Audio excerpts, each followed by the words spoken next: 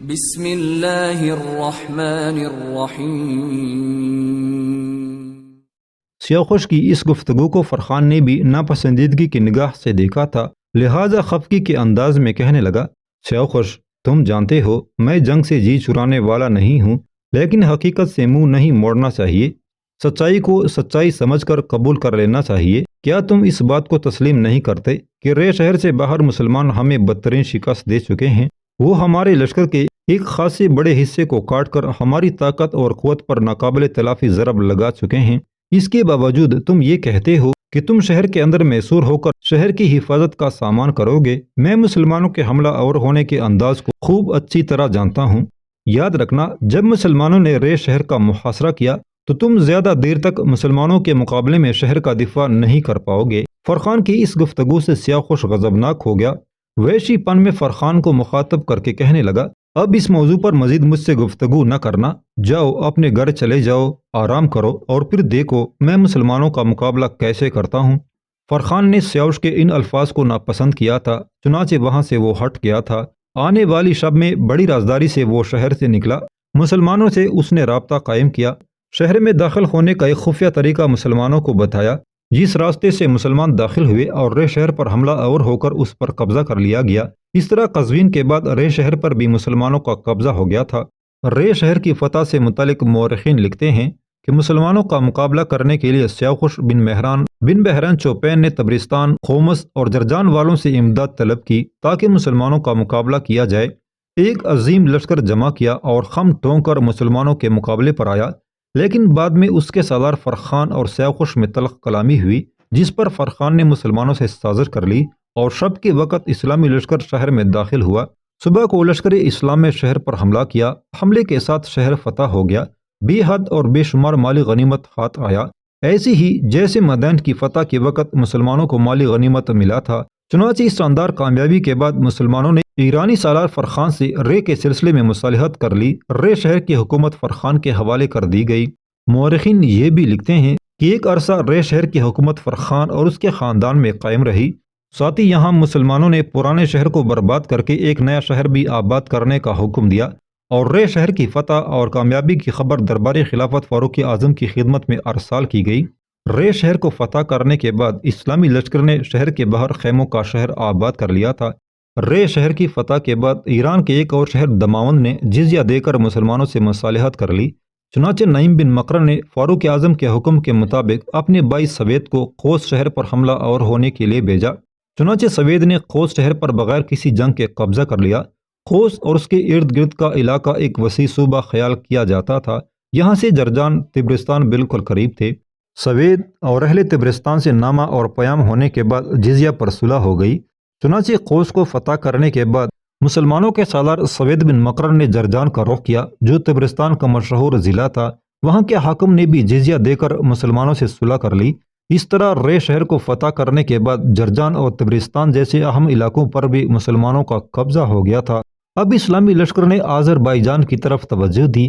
آذربائیجان پر حملہ آور ہونے کے لیے مسلمانوں کے ایک سالار بکیر بن عبداللہ کا انتخاب کیا گیا، اور وہ ایک لشکر لے کر آذربائیجان پر حملہ آور ہونے کے لیے روانہ ہوا۔ چنانچہ بکیر بن عبداللہ اپنی دیگر ساتھی سالاروں کے ساتھ لشکر لے کر آذربائیجان کی طرف روانہ ہوئے۔ ان علاقوں کی حفاظت کے لیے یزدگرد نے اپنے بہترین اور نامور سالار اسفندیار بن فرخزاد اور اس کے بھائی ویلم کو مقرر کر رکھا تھا۔ یہ دونوں رستم کے بھائی تھے اور بقول ایرانیوں کے یہ جنگ کا وسیع تجربہ رکھتے تھے۔ چنانچہ اسفندیار اور ویلم دونوں کو جب خبر ہوئی کہ مسلمانوں کا ایک سالار بکیر بن عبداللہ ایک لشکر لے کر آذربائیجان پر حملہ آور ہونے کے لیے بڑی تیزی سے پیش قدمی کر رہا ہے، تو انہوں نے مسلمانوں سے بھی بڑے لشکر کا اہتمام کیا۔ چنانچہ رستم کا بھائی اسفندیار اور دوسرا بھائی ویلم لشکر لے کر آذربائیجان سے نکلے، اور ایک محفوظ اور جنگی نقطۂ نظر سے انتہائی اچھے مقام پر دونوں بھائیوں نے اپنے لشکر کے ساتھ پڑاؤ کر لیا، اور وہیں وہ مسلمانوں کا مقابلہ کرنے کی ٹان چکے تھے۔ جیسا کہ ایرانیوں کی عادت تھی کہ مسلمانوں کے اپنے سامنے آنے کے ساتھ ہی وہ جنگ کی ابتدا کر دیتے تھے، آذربائیجان کے نواح میں بھی یہی معاملہ ہوا۔ اسفندیار اور ویلم دونوں بھائیوں نے فیصلہ کر رکھا تھا کہ جو ہی مسلمانوں کا لشکر سامنے آئے گا تو وہ جنگ کی ابتدا کر دیں گے۔ حالانکہ اس سے پہلے اسفندیار اور ویلم دونوں کو مسلمانوں کے ہاتھوں بدترین شکست اٹھانا پڑی تھی۔ بہرحال دونوں اپنی فتح اور کامیابی کی امید میں ایک بہت بڑے لشکر کے ساتھ ایک محفوظ جگہ پر پڑاؤ کر گئے اور مسلمانوں کے لشکر کی آمد کا انتظار کرنے لگے۔ دوسری طرف مسلمانوں کے سالار بکیر بن عبداللہ جب اپنے لشکر کے ساتھ اسفندیار اور ویلم کے لشکر کے سامنے گئے تو اسلامی لشکر کی آمد کے ساتھ ہی ایرانیوں نے جنگ کی ابتدا کرنے کی ٹانی اور اپنے لشکر کے اندر انہوں نے طبل پر ضرب لگانے کا حکم دے دیا تھا۔ تھوڑی دیر تک ایرانی لشکر میں اسی انداز میں طبل بجتے رہے۔ ایرانی لشکر بڑے خوفناک انداز میں لشکر کے اندر جوش اور جذبہ پیدا کرنے کے لیے وحشی انداز میں نعرے بلند کرتے رہے۔ اس کے بعد رستم کے دونوں بھائیوں اسفندیار اور ویلم نے اپنے کام کی ابتدا کی اور مسلمانوں پر حملہ آور ہو گئے تھے۔ مسلمانوں نے بھی اپنے سالار بکیر بن عبداللہ کی سرکردگی میں معمول کے مطابق اپنے کام کی ابتدا کی۔ کچھ دیر تک گمسان کا رن پڑا۔ اس رن کے دوران مسلمانوں نے ایرانی لشکریوں کے پاؤں تلے سے زمین کھینچنا شروع کر دی تھی۔ ماضی کی طرح عددی فوقیت کو پس پش ڈالتے ہوئے مسلمانوں نے اپنے سامنے والے ایرانیوں کو کاٹنا شروع کر دیا تھا۔ اسفندیار اور اس کے بھائی ویلم نے جب دیکھا کہ مسلمان تو آہستہ آہستہ ان پر غالب آتے چلے جا رہے ہیں، تب انہوں نے اپنی لشکریوں کو للکارا، ان کا حوصلہ بڑھاتے ہوئے انہیں ترغیب دی کہ وہ مسلمانوں پر جان لیوا حملے کریں۔ ایسی ہی صورت میں کامیابی اور کامرانی ان کے قدم چوم سکتی ہے۔ اسفندیار اور ویلم کے اس طرح انگیخت کرنے پر تھوڑی دیر کے لیے ایرانیوں نے کوشش کی، لیکن جب مسلمانوں نے بھی پینترے بدل بدل کر تکبیریں بلند کرتے ہوئے ان پر حملہ آور ہوئے، تب ایرانی ماند پڑنے لگے۔ اگلی صفیں پیچھے ہٹنے لگی، اس لیے کہ اگلی صفوں کی اکثریت موت کے گھاٹ اتر چکی تھی۔ بچے کچے لشکری اپنی جانیں بچانے کے لیے اپنے لشکر کے وسطی حصے کی طرف لپکتے چلے گئے تھے۔ اس طرح بڑی تیزی سے ایرانی لشکر کی حالت خراب ہونا شروع ہو گئی تھی۔ یوں آذربائیجان کے ان میدانوں میں لڑی جانے والی جنگ میں ایرانیوں کو بدترین شکست ہوئی اور مسلمان فاتح کی حیثیت سے ایرانیوں کے تعاقب میں لگ گئے تھے۔ آذربائیجان کی اس شاندار فتح کے بعد مسلمانوں کے سالار بکیر بن عبداللہ ایرانیوں کے ایک اور شہر کی طرف بڑھے جس کا نام باب تھا۔ مورخین کے مطابق باب کا حاکم ان دنوں ایک شخص شہریار تھا۔ یہ شہریار ایران کے حکمران شہریار کی نسل سے تھا جس نے کئی دور میں بنی اسرائیل کو پامال کیا تھا اور شام کی سرزمینوں کو اس کے قبضے سے نکال لیا تھا۔ چنانچہ باب شہر کے حاکم شہریار کو جب خبر ہوئی کہ مسلمانوں کا ایک لشکر آذربائیجان کے ایک لشکر کو بدترین شکست دینے اور آذربائیجان کی فتح کے بعد اس کے شہر باب کا رخ کر رہا ہے، تو اس نے مسلمانوں کی آمد کی خبر سن کر صلح کا پیغام بھیجا۔ مسلمانوں کے لشکر کی کمانداری اس وقت عبد الرحمن کر رہے تھے۔ انہوں نے باب کے حاکم شہریار کو پیغام بھیجا، تم کو امان دی جاتی ہے، جو کہنا ہو خود حاضر ہو کر کہو۔ چنانچہ باب شہر کا حاکم شہریار خود مسلمانوں کی خدمت میں حاضر ہوا اور درخواست کی کہ مجھے بعوض جزیہ کے امان دی جائے اور میں مسلمانوں کے ساتھ مل کر عسکری خدمات دینے کے لیے بھی تیار ہوں اور ہر وقت مسلمانوں کا مطیع اور فرمانبردار رہوں گا۔ چنانچہ اس شرط کی عوض شہریار کو امان دی گئی اور اس امان کی اطلاع فاروق اعظم کی خدمت میں مدینہ منورہ بھی روانہ کر دی گئی تھی۔ اسی دوران مسلمانوں کے خلاف ایک بہت بڑا طوفان اٹھ کھڑا ہوا۔ ایران کے بادشاہ یزگرد نے جو اپنے قاصد چین کے خاقان کی طرف مسلمانوں کے خلاف مدد کے لیے روانہ کیے تھے تو وہ قاصد کامیاب رہے۔ چین کے خاقان نے مسلمانوں کے خلاف ایرانیوں کی مدد کا وعدہ کیا اور ایک بہت بڑا لشکر لے کر مسلمانوں پر ضرب لگانے کے لیے نکلا۔ خاقان کے تحت جس قدر لشکری تھے ان میں اکثریت منگولوں یعنی ترکوں کی تھی۔ یہ لوگ جنگ کا وسیع تجربہ رکھتے تھے اور دشمن کے لشکر کی صفوں کو الٹنے کا ڈنگ جانتے تھے۔ اسی دوران مسلمانوں کے لیے ایک اور خطرہ اٹھا تھا۔ یہ خطرہ بھی منگولوں یعنی ترکوں کی طرف سے تھا۔ بلنجر منگولوں کا یعنی ترکوں کا پایا تخت تھا اور انہوں نے مسلمانوں کے ساتھ کشمکش کا سلسلہ شروع کر دیا تھا۔ چنانچہ یہ فیصلہ کیا گیا کہ باب شہر کے فاتح عبد الرحمن بن ربیعہ کو ایک لشکر دے کر ان منگولوں کا مقابلہ کرنے کے لیے روانہ کیا جائے۔ چنانچہ عبد الرحمن بن ربیعہ ان ترکوں یا منگولوں پر ضرب لگانے کے لیے تیاری کرنے لگے تھے، اس لیے کہ ترک اور منگول تقریباً ایک ہی نسل سے خیال کیے جاتے تھے۔ چنانچہ عبد الرحمن بن ربیعہ کی سرکردگی میں اسلامی لشکر نے ترکوں کے مرکزی شہر بلنجر کا رخ کیا تھا۔ یہ ترکوں کا پایا تخت تھا۔ اس موقع پر ایران کے باب شہر کا حاکم شہریار بھی مسلمانوں کے لشکر میں شامل تھا۔ چنانچہ جب شہریار کو خبر ہوئی کہ مسلمان تو غیر مسلم ترکوں کے مرکزی شہر بلنجر پر حملہ آور ہونے کے لیے کوچ کر رہے ہیں، تو اس نے بڑی حیرت، تعجب، فکرمندی اور خوف کا اظہار کرتے ہوئے عبد الرحمن بن ربیعہ کو مخاطب کرتے ہوئے کہا، یہ آپ کیا کر رہے ہیں؟ کہاں کا قصد ہے؟ یہ شمال کے وحشی ترک تو ناقابل تسخیر خیال کیے جاتے ہیں، ان کے مقابلے میں ہم لوگ تو یہی سمجھتے تھے کہ ہم سے چھیڑ چھاڑ نہ کریں، گویا ہم ان ترکوں سے آج تک بچتے رہے ہیں، ان سے کوئی معرکہ آرائی نہیں کی، اس لیے کہ ان ترکوں کو زیر کرنا آسان نہیں۔ شہریار کے ان الفاظ کے جواب میں عبد الرحمن بن ربیعہ نے مسکراتے ہوئے کہا، جب تک میرا نیزہ ترکوں کی سینوں میں نہ گھس جائے مجھے صبر نہ آئے گا۔ الغرض مسلمانوں نے ترکوں کے مرکزی شہر بلنجر کی طرف پیش قدمی جاری رکھی۔ چنانچہ بلنجر شہر کے نواح میں ترکوں کے ساتھ ایک خوفناک معرکہ ہوا اور اس معرکے میں مسلمانوں نے غیر مسلم ترکوں کو بدترین شکست دی اور وہ بھاگ کھڑے ہوئے۔ اس طرح ایرانیوں پر جو منگولوں، ترکوں اور شمال کی وحشی اقوام کا خوف طاری تھا، وہ مسلمانوں کو اس فتح کے باعث جاتا رہا تھا۔ یہاں مورخین یہ بھی لکھتے ہیں کہ ترکوں کا یہ اعتقاد تھا کہ مسلمانوں کو کوئی قتل نہیں کر سکتا کیونکہ ان کے ساتھ ملائکہ رہتے ہیں۔ ساتھ ہی مورخین اس بات کا بھی اضافہ کرتے ہیں کہ اتفاق سے ان لڑائیوں میں ترکوں نے ایک مسلمان کو گرفتار کر لیا، جس کو ان لوگوں نے لے جا کر شہید کر دیا۔ پھر کیا تھا، ترکوں کا مسلمانوں سے متعلق اعتقاد بدل گیا، جس سے ان کی جرأت اور دلیری میں اضافہ ہو گیا۔ چنانچہ ایک بار وہ پھر عبد الرحمن بن ربیعہ سے ٹکراتے ہوئے اپنی پوری طاقت اور قوت کو صرف کیا، لیکن پھر بھی مسلمانوں کے خلاف کوئی کامیابی حاصل نہ کر سکے۔ ترکوں کے خلاف اس شاندار کامیابی پر مسلمانوں کے حوصلے مزید بڑھ گئے تھے۔ اس دوران مسلمان مخبروں نے اپنے سالاروں کو یہ اطلاع دی کہ ایران کا شہنشاہ یزدگرد بلخ شہر میں مقیم ہے اور وہاں اس نے ایک بہت بڑا لشکر تیار کرنا شروع کر دیا ہے۔ ان گنت جنگجو بلخ میں اس کے پاس جمع ہونا شروع ہو گئے ہیں اور ہر روز اس کے لشکر میں اضافہ ہوتا چلا جا رہا ہے۔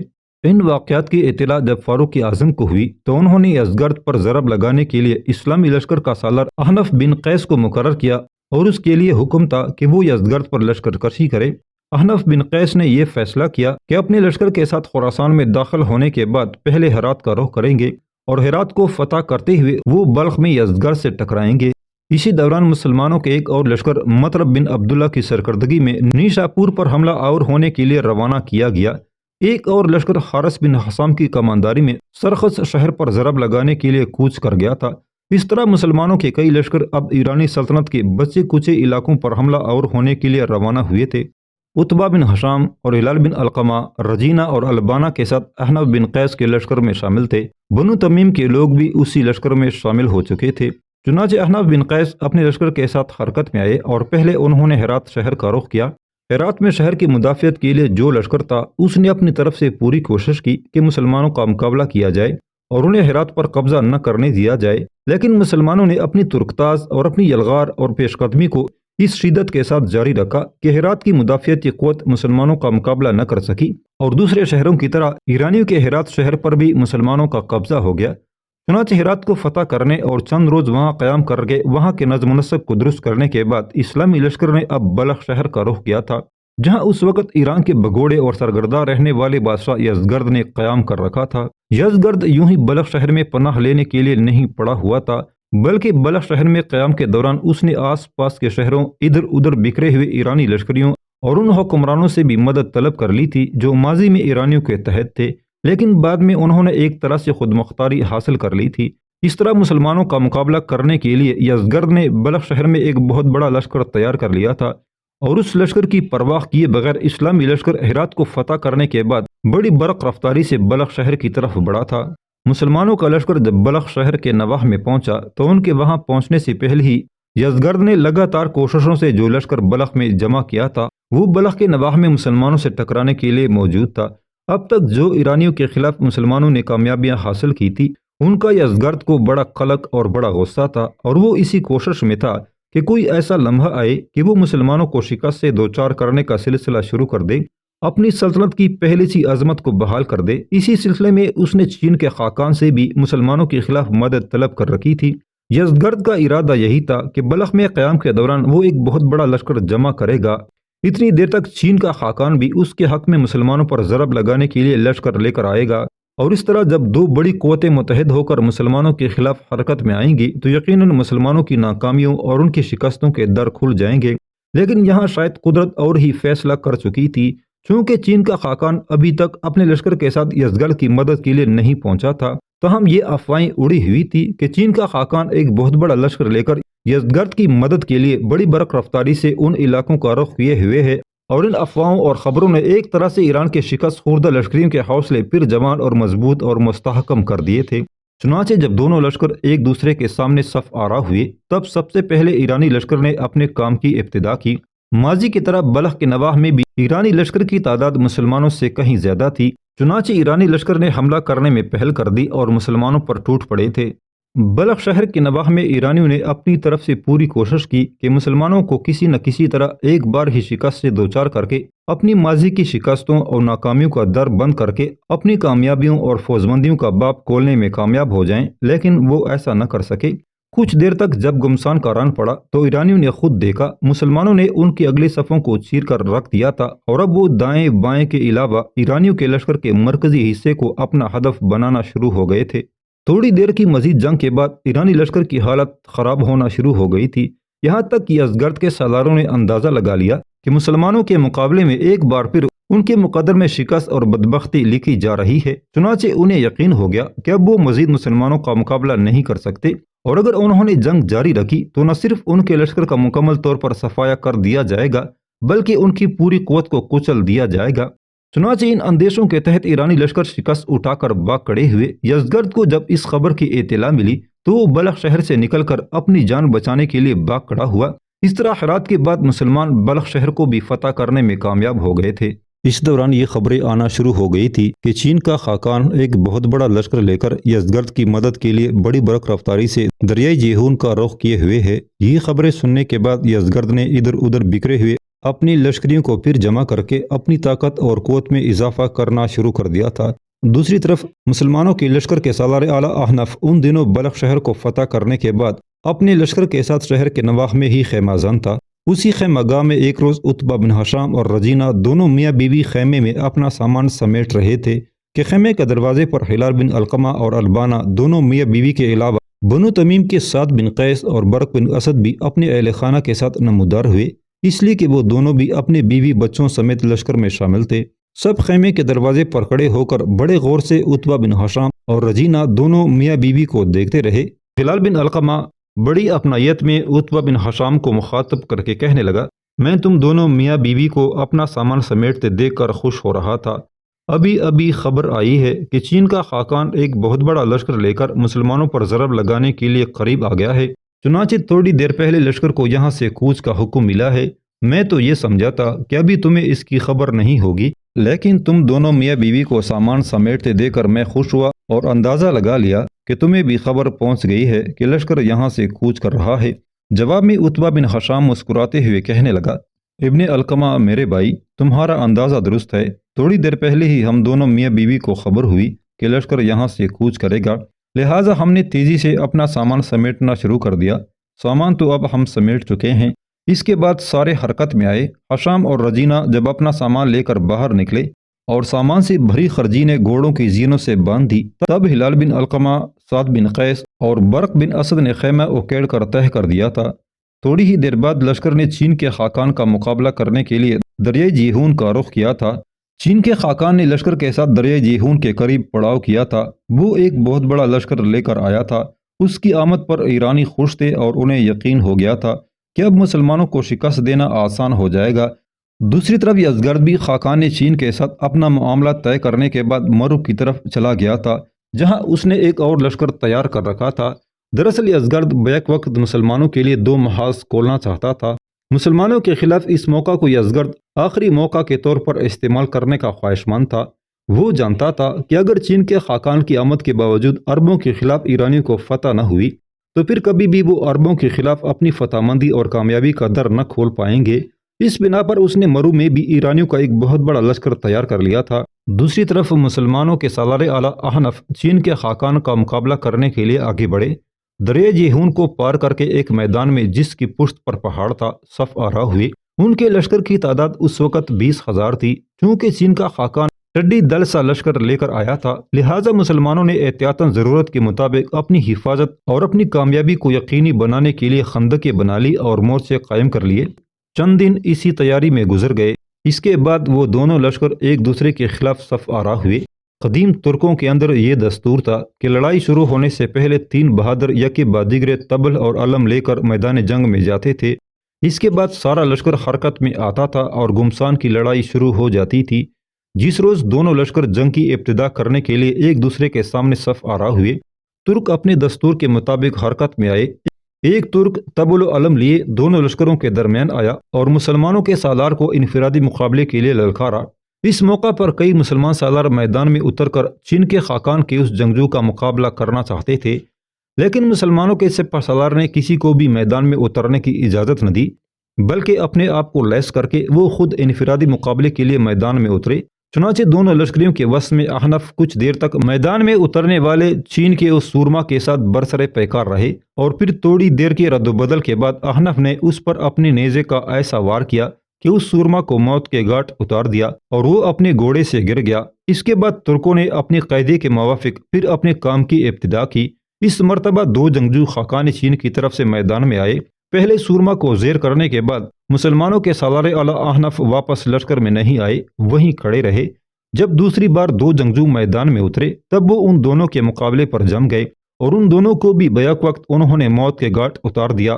مورخین لکھتے ہیں کہ یزدگرد کی مدد کے لیے آنے والا چین کا خاقان مسلمانوں کے خلاف ایک بڑی ضرب لگانا چاہتا تھا، اور یزدگرد کو اس نے وعدہ دے رکھا تھا کہ وہ اس کے لیے مسلمانوں کو اپنے سامنے زیر کر لے گا۔ لیکن جب چین کے خاقان نے دیکھا کہ مسلمانوں کے سپہ سالار اعلیٰ نے کسی اور کو انفرادی مقابلے کے لیے نہیں اتارا، بلکہ وہ خود آیا ہے اور پہلے ایک سورما کا مقابلہ کرنے اور اس کا خاتمہ کرنے کے بعد واپس نہیں گیا بلکہ میدان ہی میں جمع رہا، جب دو جنگجو میدان میں اترے تو ان دونوں کا بھی اس نے خاتمہ کر دیا، تب اس کے دل میں وسوسات اور خدشات اٹھ کھڑے ہوئے، اور اس نے سوچا کہ جس لشکر کے سپہ سالار اعلیٰ کی یہ حالت ہو کہ وہ اپنے دوسرے سالاروں اور لشکریوں کو منع کر کے انفرادی مقابلے کے لیے خود میدان میں اترے، خود زندگی بن کر موت کا تعاقب کرے، تو اس کے دوسرے سالاروں اور لشکریوں کا کیا عالم ہوگا۔ چنانچہ مورخین لکھتے ہیں کہ چین کا خاقان اپنے 3 بہادروں کو مقتول دیکھ کر ایسا خوفزدہ، ایسا پریشان ہوا کہ اسی وقت اپنے لشکر کو سمیٹتا ہوا اور واپسی کا حکم دیتا ہوا جدھر سے آیا تھا ادھر ہی کو بھاگ گیا۔ یزدگرد کو جب خبر ملی کہ مسلمانوں کے مقابلے میں چین کا خاقان بھی ناکامی اور شکست کا سامنا کرتے ہوئے بھاگ کھڑا ہوا ہے، تب اس نے اپنا سارا خزانہ، جواہرات اور دیگر مال جمع کر کے چین کے خاقان کے پاس جانے کا قصد کیا۔ اس کے اس ارادے کی اس کے امراء دربار نے سخت مخالفت کی اور اسے مشورہ دیا کہ وہ مسلمانوں سے صلح کر لے، کیونکہ مسلمان ایفائے وعدہ اور پابندی عہد میں چین کے خاقان سے بدرجہ اچھے ہیں۔ یزدگرد نے جب اپنے امراء کا کہنا نہ مانا تو انہوں نے بلوا کر دیا اور سارا مال اسباب چھین لیا۔ یزدگرد تھوڑا بہت سا سامان لے کر دریا جیہون کو عبور کر کے بھاگا۔ کچھ مورخین کا خیال ہے کہ بچے کچے مال کو لے کر خاقان چین کے پاس چلا گیا، جبکہ ایرانی مورخین کا خیال یہ ہے کہ راستے میں اس نے ایک آسی اساس کے ہاں پناہ لی، اور جب اس نے دیکھا کہ اس شخص کے پاس جواہرات اور مال ہے تو اس نے یزدگرد کو راستے میں ہی موت کے گھاٹ اتار دیا۔ چنانچہ یزدگرد کے چلے جانے کے بعد اس کے اراکین مملکت نے صلاح مشورہ کرنے کے بعد یہ قدم اٹھایا کہ وہ سب مسلمانوں کے سالار اعلیٰ احنف کی خدمت میں باریاب ہوئے اور جو کچھ جواہرات، مال و اسباب ایرانی مملکت کا تھا وہ دے کر مصالحت کر لی۔ احنف نے یہ جواہرات وغیرہ دوسرے مالی غنیمت کے ساتھ اپنے لشکر میں تقسیم کر دیے۔ مالی غنیمت میں سواروں کو اس قدر حصہ ملا کہ جس قدر قادسیہ میں ملا تھا۔ اس کے بعد احنف نے بلخ میں قیام کے بعد فاروق اعظم کو ان فتوحات کی بشارت کا نامہ لکھا۔ فاروق اعظم نے یہ خبریں پا کر اہل مدینہ کو جمع کر کے ان فتوحات کا مژدہ سنایا۔ اس موقع پر آپ نے ایک پر اثر تقریر کی جس سے سامعین کے دل دہل گئے۔ آپ نے فرمایا، آگاہ ہو جاؤ، بے شک آج مجوسیوں کی حکومت جاتی رہی، پس وہ اپنے ملک میں ایک بالش زمین کے بھی مالک نہیں رہے جس سے مسلمانوں کو ضرر پہنچا سکے۔ آگاہ رہو کہ اللہ تعالیٰ نے تم کو ان کی زمین، ان کے ملک، ان کے اموال، ان کے قیدیوں کا وارث اور مالک تمہارے اعمال جانچنے کی غرض سے بنا دیا ہے، بس تم لوگ اپنی حالت تبدیل نہ کرنا، ورنہ اللہ تعالیٰ تم سے حکومت چھین کر دوسروں کو دے دے گا۔ مجھ کو اس امت پر اسی کا خوف ہے کہ مبدا ان پر ہی حالت نہ طاری ہو جو ان سے پیشتر والوں کا ہوا تھا۔ یزدگرد کے مارے جانے کے بعد گویا ایرانی سلطنت میں بادشاہت کا خاتمہ ہو گیا تھا۔ خاقان چین کے شکست اور ناکامی اٹھانے کے بعد چلے جانے اور پھر ایران کے شہنشاہ یزدگرد کے دریا جیہون کو پار کر کے بھاگ جانے کے بعد اسلامی لشکر نے کچھ روز تک بلخ شہر کے باہر قیام کیے رکھا۔ اس کے بعد یہاں سے بھی کوچ ہوا اور 2 بڑے معرکوں کی ابتدا کی۔ ایک معرکہ توج اور دوسرا معرکہ استخر تھا۔ یہ دونوں بڑے اہم شہر تھے جن پر مسلمانوں نے حملہ آور ہونا تھا۔ چنانچہ لشکر بلخ سے پہلے توج کی طرف روانہ ہوا۔ عتبہ بن حشام اور ہلال بن علقمہ اور بنو تمیم کی جنگجو اس لشکر میں شامل تھے۔ توج شہر میں جو محافظ لشکر تھا وہ مسلمانوں کو اس یلغار اور ترکتاس کا مقابلہ نہ کر سکا، اسے شکست کا سامنا کرنا پڑا، اور مورخین لکھتے ہیں کہ یہ شہر بھی مسلمانوں کے سامنے بزور تیغ فتح ہو گیا۔ توج کی فتح کے بعد مسلمانوں نے استخر کا رخ کیا۔ استخر پر حملہ آور ہونے کی وجہ یہ تھی کہ مختلف جگہوں پر جہاں ایرانیوں کو شکست ہوئی تھی وہاں سے شکست خوردہ ایرانی لشکری یہاں آ کر جمع ہو گئے تھے۔ چنانچہ جب اسلامی لشکر استخر کی طرف بڑھا تو استخر میں جو شکست خوردہ ایرانی لشکر تھے انہوں نے استخر سے باہر جور کے میدان پر مسلمان لشکریوں کو روکا، لیکن ان کی بدقسمتی کے مسلمانوں کے عسکری سیلاب کو وہ روک نہ سکے اور میدان جنگ سے شکست کھا کر بھاگے۔ استخر کے لشکر کی اس بدترین شکست کا علم جب استخر کے حاکم ہربز کو ہوا تو اس نے جزیہ دے کر مسلمانوں سے صلح کی درخواست کی۔ چنانچہ مسلمانوں نے اس کی اس درخواست کو قبول کر لیا اور اس صلح کے بعد مسلمانوں کے ہاتھوں شکست اٹھانے کے بعد استخر کے لوگ جو بھاگے تھے وہ بھی واپس اپنے اپنے گھروں کو لوٹ آئے۔ اس طرح مسلمانوں کے ہاتھوں مملکت ایران کی تسخیر کا دشوار گزار کام مکمل ہوا۔ استخر کی فتح کے بعد اسلامی لشکر نے شہر سے باہر پڑاؤ کر لیا تھا۔ اس پڑاؤ میں عتبہ بن ہشام، رجینہ، ہلال بن علقمہ اور البانہ چاروں نے سستانے کی خاطر چند روز اپنی خیمہ گاہ میں بسر کیے۔ بنو تمیم کے لوگ بھی اس خیمہ گاہ میں شامل تھے۔ اب چونکہ ایرانی مملکت کی تسخیر کا کام مکمل ہو چکا تھا، لہٰذا چند یوم تک استخر شہر سے باہر سستانے اور آرام کرنے کے بعد ایک روز عتبہ بن ہشام، رجینہ، ہلال بن علقمہ اور البانہ چاروں بنو تمیم کے سعد بن قیس، برق بن اسد اور ان کے اہل خانہ کے ساتھ اس صحرا پر اپنے گھوڑوں کو سرپٹ دوڑا رہے تھے جو دریائے جیہون سے تالکان، سرخست، توس، ریون، ترشیز، اصفہان اور ارد شیر سے ہوتی ہوئی دریائے فرات اور دریائے دجلہ کے سنگم سے نیچے بنو تمیم کی بستیوں کی طرف جاتی تھی۔ ختم شد۔